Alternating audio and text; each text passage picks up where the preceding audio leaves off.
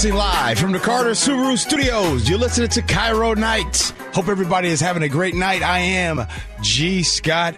You know what time it is? Every single Wednesday night this happens, and man, do I look forward to this conversation right here. Scheme up front, break back to pass, has a look to his left, throws one toward the end zone. Touchdown, Seahawks, the largest. Seahawks Legends. Let's one fly down the left side, picked up at the 40-yard line. Brown on his way up the sideline again. They'll never get it. Throws, it's intercepted by the Seahawks. Here comes Babineau up the sidelines. He's run out of bounds with 5 seconds to go. Gets the ball to Warner, who dives over the top to get the first down. Setbacks behind Zorn, who's back to pass. Has time, looks toward the left sideline, throws a bomb down there. He's got a man in front. He makes the grab. It's Rabel at the 30, down to the 20. They'll never get him. He scores. Touchdown, Seahawks. It's Seahawks Legends on KIRO Nights with G. Scott. Super Bowl 48 champion, the pride of Lakewood, Washington, Lakes High School, the University of Washington, former Seattle Seahawk, Jermaine Kearse. What's up, bro? Are you indicating that I'm a Seahawks legend? You are a Seahawks legend. I'll take it. Yes, you are for sure a Seahawks legend. Jermaine, it is so good to have you back in the city. Feel good to be home, man? Oh, it feels great. It feels great. Yeah? Yeah. It feels good. I enjoyed New York. New York was a lot of fun. Yeah. The city's great. Mm-hmm. It was actually really cool to, experience something different growing up in Seattle or Washington my whole life. So it was really cool to, experience something different, meet, a whole different type of personality, I guess, that comes with New Yorkers, which was really cool. What's New York like, man? Like when you said different personalities, when I know that there's everyone who has lived in New York and maybe lived in Seattle will maybe have a different way in which things are different. What's something that stands out to you that makes you say, New York is different and here's why? Everybody has their agenda and they do not care about your agenda. So like you stop by, people would just walk right past you, won't even hold the door or none of that, which is fine. You know what I'm saying? Which is fine. Cool, yeah. How's the customer service out there when you go out there, like in restaurants, stores? It was actually really nice. Okay. A lot of the places, especially in the area that I stayed in, was a lot of family-owned businesses, and those were really cool to go to. Like I went to one deli. I think it's called CJ's out in Madison, New Jersey. We stayed in Florham Park, New Jersey, and it was really good food. But the people there that was running the business, it was really cool. Talk to them, and you see they have their regulars. People would just go in there and just chill with their boys, older people, chill with their boys, and have some coffee, and it was really good.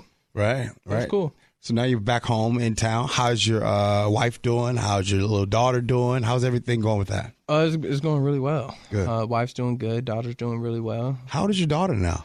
She's 19 months right now. Ooh-wee. Yeah, we're starting to sleep train her right now in her own bed. Okay. Yeah, because in Jersey, she slept with us. Totally get that. Totally understand. And so now we're fighting that battle.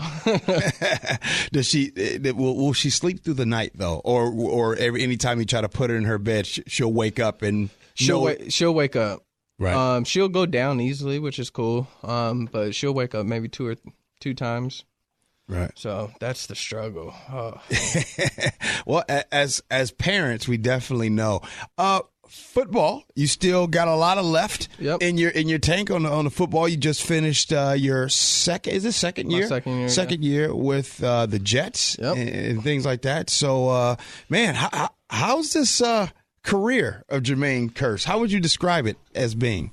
Blessed. I'm grateful and appreciate. I'm going hopefully on year 8 and, going undrafted and just starting where I started. And, I never thought, I would get this far. Right. So, I'm definitely appreciative and grateful for the time that I've been able to play and hopefully continue to play. I'll be a free agent this upcoming year. So just take it one day at a time and see where it goes. But, I can't be upset at anything about my career so far. I've got the chance to play with a great group of guys who, I still hang out with to this day, win a Super Bowl, you know. So it's been, you know, I've been very fortunate. You mentioned that that you're going to be a free agent here once it starts and everything. Would you be open to ever coming back home to Seattle and playing football here? I'm always open. Okay. I'm definitely always open. You know, whatever destination it is, I'll be grateful and appreciative, and you know, do my best to go out there and compete and help whichever football team that is win football games. You mentioned at the beginning, and I couldn't believe you said that. You said, wait, am I a Seahawks legend? And I was thinking, let me go to the archives a little bit, and let's see if I can easily answer that question. Maybe you might remember this play, or maybe some don't. We'll see. Lynch in the backfield in a pistol formation. Wide receivers to either side. Russell takes the snap, drops back. He's going to throw down the middle. He's got a man. The ball is caught. Game over, baby. Touchdown. The game is over. The Seahawks are going back to the Super Bowl in Glendale. What a catch in the end zone. It is Kearse, 35 yards. A long day for Jermaine, and he makes the game-winning reception in the end zone. They are going nuts at CenturyLink. The most accurate statement. It was a long day. It was a long day. Oh, man. That was fun, though. Yeah. That was a lot of fun. It was definitely a long day, huh? Oh, yeah. That was long. When you're wide out in that situation, and, I mean, it's a 35-yard touchdown, what's going through your mind when that ball is in the air? You know what? Someone actually asked me this. I was actually at UW earlier. I think it was maybe last week, and one of the players there asked me the same question, and I told him, I said, you know, when the ball's in the air, like it happens so fast. Things happen so quick. It's just all just reaction, and even like after the game, you can't really kind of press rewind in your head to try to replay it. I always, like, for me, after games, I always got to watch the game film, like literally 2 hours whenever the film actually gets on the iPad. I always have to watch the film. Why? Because I need some sanity in my head. I need to know what happened, because things happen so quick out there. Things happen so fast. And, you know, for me, I always, you know, whether, you know, it's a positive or a negative in the game, I always just try to keep it pushing to the next play. Because, I mean, things happen so fast out there. You have no time to sit back and think about what just happened, because you got the next play. You got the next moment that you got to be ready for. So, you know, through that situation, you know, obviously 4 targets, 4 interceptions. Right. You know, I'm just, you know, trying to just keep it pushing forward, just because I want to be ready for my next opportunity. Right. You know what I mean? And I didn't want to sit there and think about, you know, what just happened, because if I was just sitting on that thought, I wouldn't be ready for that next moment. And so, you know, when the ball was in the air, the thing is, this is the thing.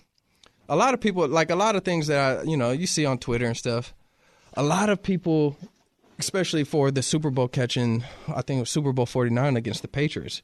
Everybody's I was just talking about this earlier today. One of the greatest catches ever in history. I mean, it's up there with David Tyree. The only reason we're talking David Tyree because they won the Super Bowl. They won the Super. Yeah. The thing is, though, like I see a lot of comments and you know, a lot of people say, oh, you know, he just makes one lucky catch. And I think about when people say lucky, and it kind of bothers me a little bit, because, you know, those plays right there, I wouldn't consider them lucky, because, I mean, when I look throughout my career, right, I've been making those type of plays my whole life. And so for me, you know, when someone says lucky, it's like, no, I prepared for moments like that. You know what I mean? Like, that's why you play the game, right? To excel in a moment where your team needs you. Right. Have I had some failures? Yeah. But, you know, we all have failures and we all have successes. So you can't get one without the other. And so for me, it was I prepared for those moments like my whole life. Right. And I can sit here and name off games where I believe game winners or touchdowns to lead to game winners. We're not trying to toot my own horn. We're joined here. We're joined here by Jermaine Kearse for Seahawks Legends right here on KIRO Nights. Jermaine, sometimes when you, and it's easy to do because I think that for Seahawks fans, that those Super Bowl times were some of the greatest times of everyone's lives as far as sports are concerned. When you look back to those teams, both on the offensive side of the ball and the defensive side of the ball, and we all will agree that it was special. What stands out to you about those teams? Like I'm quite sure I have been asking this question. I've asked it to Sidney Rice. I've asked it to a lot of different members that were part of that special team. What stands out to you about those special Seahawks teams?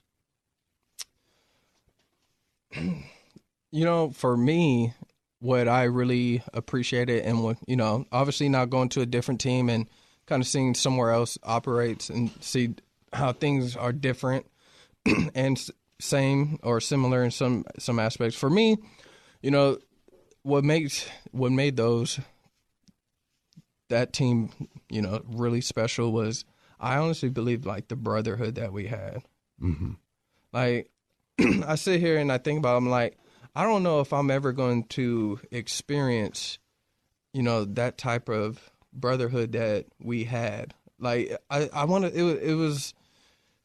It was different.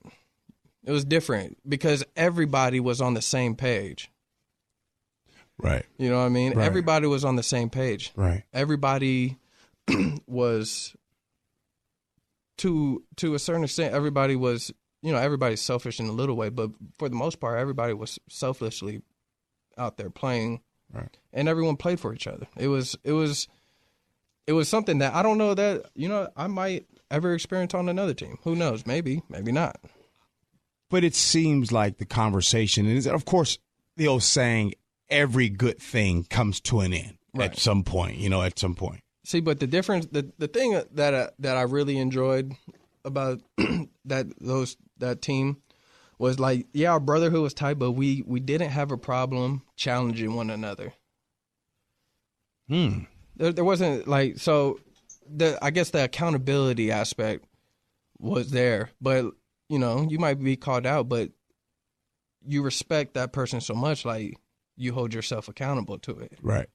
So there wasn't no one was ever timid to challenge another person. Can you how about this? Can you give us a story in which maybe you were challenged by a player?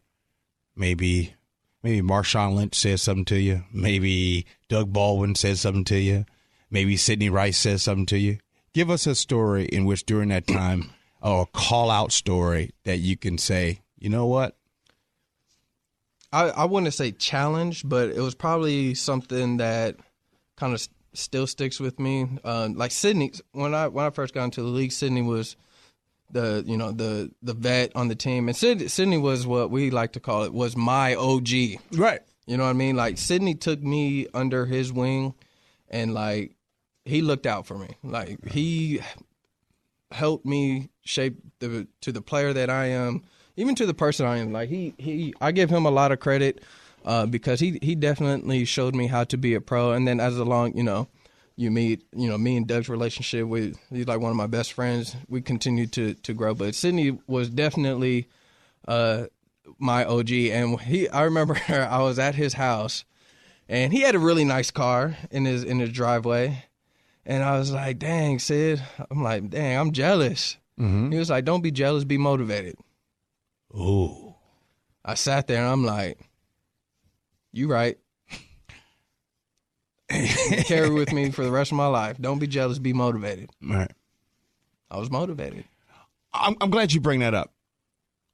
Don't be jealous, be motivated. Do you think from stories that you hear around the National Football League, from friends that you have on different teams, do you think jealousy is one of the the pitfalls that keeps teams from being successful in the NFL? In terms of what? What do you mean? In terms of like you said, like sometimes the jealousy does stay there, and there is a lack of motivation. Does jealousy come in between teams developing that brotherhood and actually sticking together and doing what? Because in order for you to get to the next level, meaning the top teams in the NFL, there has to be some type of brotherhood and some type of chemistry. Right. Do you think jealousy sometimes plays a part in some of these NFL locker rooms? I agree. Yeah. It depends on who you got in your locker room. Obviously, I don't know all every team's roster. Yeah. I think it depends on who you have in your locker room. I think, someone being envious of another person could be a result in a similar situation. Right. That can be a downfall. Mm-hmm. Well, I made something. Well, this was made a while ago, but I thought I'd bring it back, and I was just thinking about the idea of you coming back home, because this is home for you, as everybody knows. Lakes High School, University of Washington. Of course, you played for the Seattle Seahawks, and then now you went to the Jets, and now you're a free agent. But it's a possibility of you coming back home. I just wanted to play something here. Here we go. Listen to this here. Welcome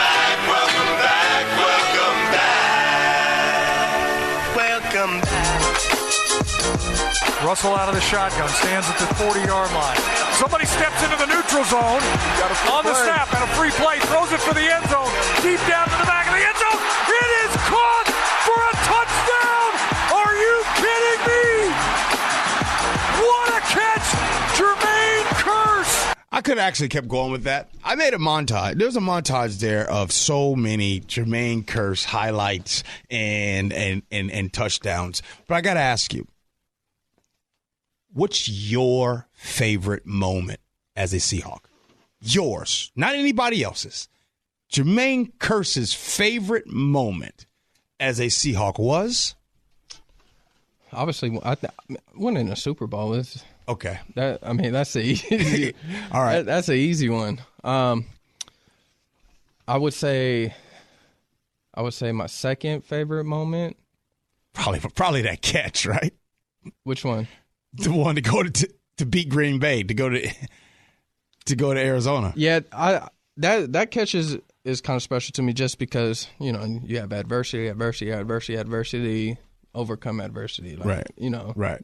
Most people, or I can't say most people, but a lot of people might have folded, might have not been able to bounce back. Right. I don't know. Right. But I was able to, and so it was one of my favorite catches, purely just based off of, the timeline of that game, what we were going up against, what I was going up against, what had just happened, and how do I overcome. So your favorite moment, just Super Bowl 48? I would think so, because, a lot of people work so hard. There's so many guys in this league who are Hall of Fame players who've never reached the playoffs. Like, yeah, that is kind of crazy to even think about. Right. Like, you're a Hall of Fame player, and you never made the playoffs. Nuts. There were some points where some guys never won a road game. Ooh. Yeah. Put that into perspective. All right. Put that into perspective. Before we let you go, Jermaine, so how does the rest of this offseason look? Free agency, when that starts, how does it work? What are you going to be doing different this offseason? What's going on? Right now I'm just going to enjoy my time with my family and friends, take some time to just relax. And really just take it one day at a time. I'm trying to not get too far ahead in the schedule. I'm trying to be more in the present. Because you hear a lot of people dealing, with anxiety and all that stuff, especially now in society. It's a huge topic right now, and I try to just focus on what I got today and try to maximize what I got today, and then when tomorrow happens or next week happens, figure it out then. Have you had times when you got too far in a moment and maybe your, anxiety has kind of got the best of you? Yeah, definitely. I think it happens to a lot of athletes. I mean, I think it happens to a lot of people.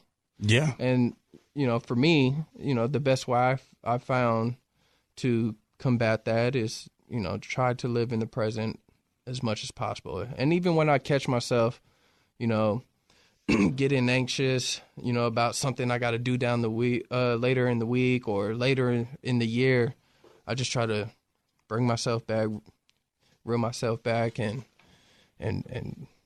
just be right here, right now. You ever think about what Jermaine Kearse wants to do after football? After football? It's something I've been, kind of fiddling around with, just trying to figure out. What's that? What you gonna do? I'm not sure yet. I thought you had a magic answer right there. No, I'm too focused on what I'm doing right now. Yeah. I just for me, I just feel like, people always say have a backup plan. I agree. I totally understand. Mm-hmm. But I feel like once I start trying to figure out what I want to do after football, I'm going to start losing interest in football. You think so? Possibly. You still love football? I do. I got love for football. you got love for the game. Man, I got to come and join you because the last time I did some off-season workouts with you, I think it was like 2 years ago. You took me to go do some soul cycle, some spin. And if you remember, you struggled. What? Struggle? Your wife was pregnant and she was destroying it. Do you still do spin? Yeah, I'm actually going to go tomorrow with Cam. Really? Yeah. You still stay in touch with all your former teammates, Cam, Sherm? I was just with Cam and Sherm yesterday. I was with Doug the day before. Mm-hmm. That brotherhood, it will never go away. Never go away. Those are my brothers for life. Yeah. I'm noticing that you guys all, when it's all said and done, everybody's going to stay in Seattle, huh? I mean, well, not everybody, but I think for the most part. I know Sherm, he's going to stay in Seattle. For the most part, yeah. Yeah. A lot of us already live out here. Right. So, and of course, you won't be living in New York. It's probably, cost of living is probably a little bit too much. It's expensive. It's expensive. Expensive and old. Everything's old out there.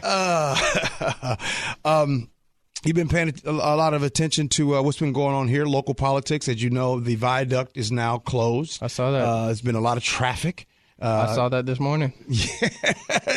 Yeah, a lot of traffic going on, and we're going to be missing that view that you could have when you own that 99, that viaduct. It was a beautiful view. But yeah, we just got to keep you up to speed of what's going on locally here. A lot of the biggest topics here, we talk about homelessness. That's been an issue that continues to be talked about, and all that. So, got to keep you up to speed, man. Got to get you around here more often. I know. I just got back, so I'm trying to plug myself back in here. How's your golf game? It's getting there. Yeah, it's getting there. How often in the off season? How often do you play? Once a week, twice a week. Yeah, I try to get out at least twice a week. What's your best score ever? I shot 77. Is my best so far, and that's +5, right? Yeah. Oh man, 77. I probably can go out there and shoot about 110. Sounds about right. Thanks, Jermaine. Appreciate that love, man. Always. Next time you come back, anything else you want to end off on? Anything else on your mind? Twitter world, social media. I haven't seen you too much on social media lately. By the way, I don't really get. I'm not a big social media dude like that. Really? I mean, I'm on it, but I'm not. Are we fans nice to you on social media? It's hot and cold. Hot and cold? Yeah, I think it is. I just, social media. We talked about this, not too long ago. Just too many people. Like, I think a lot of people on social media are giving out opinions that, to be brutally honest, I really don't care about. Yeah, and that's just, and that's not that's nothing everybody. Against. Yeah, that's everybody. So, especially like during the football season, for me, or any athlete, I'm pretty sure the worst time to be on social media is during the season if you're right. If you're winning 4 games. I think that for a professional athlete, whatever sport that you are. I think during that season, for your sanity, you have someone else run it. Have someone else run it. I would agree. That's probably something I should do. But, I think, even for pro athletes, I think about, like what we talked about, high school athletes now, college athletes now. Oh. It's different now. I mean, for pro athletes, we're a lot older, a lot mature. We kind of understanding, how this is working and with people's opinions or whatever.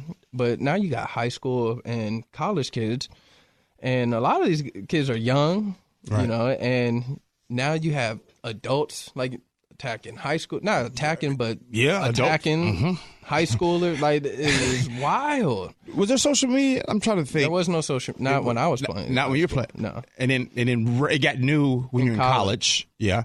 But you didn't. Late in college. You weren't on there, huh? No. No. Not like that. So you didn't get social media until you got into the pros. Yeah.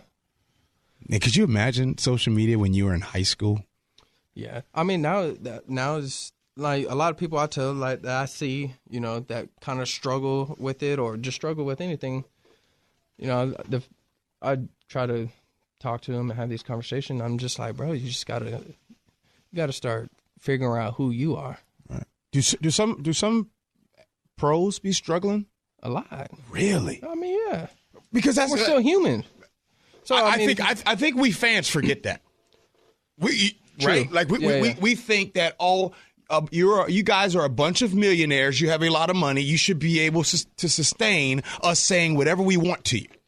Yeah, that's another story. Like, not all NFL players are millionaires. Oh, I know. They get, really well compensated, but the notion of people that are all NFL players are millionaires. Most guys don't even hit $1 million until after their fourth year. Average salary is the minimum salary is $372,000 a year, $374,000 a year. The average career span is 2.8 years. Go ahead, add it up. Correct. I'm actually impressed that you know the exact number. I've had to talk about this a time or two again, but you're right. The notion of you guys being millionaires is not always the truth. No, but like a lot of players do struggle with it. And I've struggled with it at some point, but then, you make your mistakes and you learn from them. Yeah. Well, I hope the next time you get on Twitter one day is for you to say, "Hey, everybody, I'm coming back to Seattle." That's what we all wish for. Thanks, Jermaine. All right, really I appreciate you stopping by. You guys have been listening to KIRO Nights. Coming up next, it is time for the Carpool Lane. I am G. Scott.